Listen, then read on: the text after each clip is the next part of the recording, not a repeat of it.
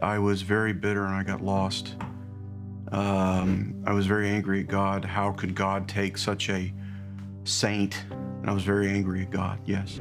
Jeff Coulter prayed to accept Christ as a young boy, but when his mother passed away of cancer when Jeff was 22, his heart changed.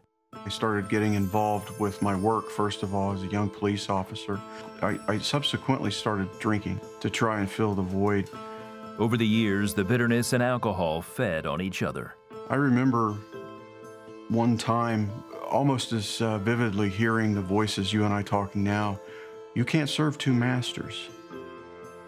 And I remember my answer, then I will not serve God. Jeff met and married Susie. For many years, he also battled depression. The alcohol contributed immensely so to my chronic depression. I was a binge drinker. I used to keep a bottle of tequila in the fridge. I would put it in the freezer so I wouldn't have to waste time with a shot glass. One time I drank so much that I blacked out in the back of my house in my utility room. And when I woke up, I didn't know where I was in my own home. I was always fearful for Jeff's safety. When he was drinking especially, I didn't want him to be in an accident, and I didn't want him to be somewhere where he was just passed out and not able to take care of himself. I never stopped praying for Jeff. I knew that he could be better than the alcoholism and the man that he was becoming. I knew he was better than that.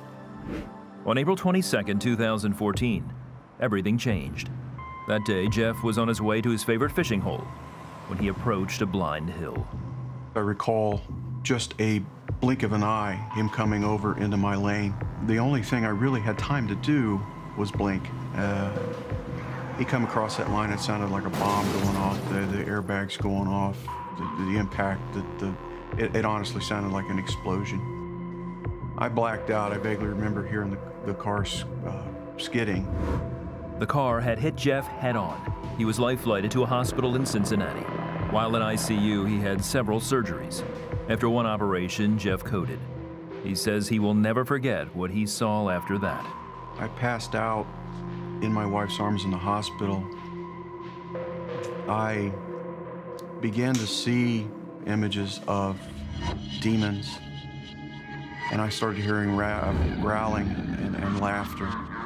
What I was told afterwards, my heart had stopped, half my heart had stopped, and my respiration was off the charts, and I was basically dying. And I felt my soul leave my body, and I remember seeing darkness and also fog on the floor and on the ceilings. I went to a place where there was a black void, and I remember crying out to Jesus, "Jesus, help me." Jeff then saw a vision of his mother. She got up right in my face. It was a younger version of my mother. And I remember her looking me right in the eye. And for whatever reason, she was washing her arm. Now that could have been them moving my arm at the, I don't know. As from a believer's standpoint, I believe that it was symbolized washing and for me to clean up my act.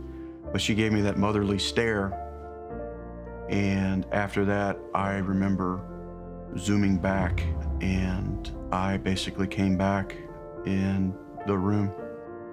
The next thing Jeff remembers is waking up in recovery. One of the first things I remember doing was grabbing the TV remote and finding a preacher on TV. I wanted to hear the Bible. An immediate desire to repent of my sins.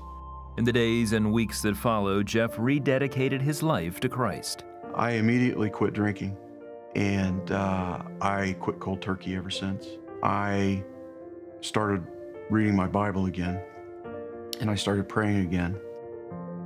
I no longer blame God for my mother's death. I blame the cancer that took her life.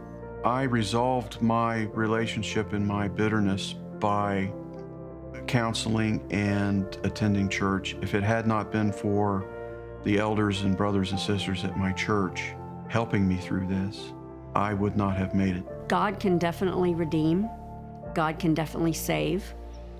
And Jeff is actually proof of that.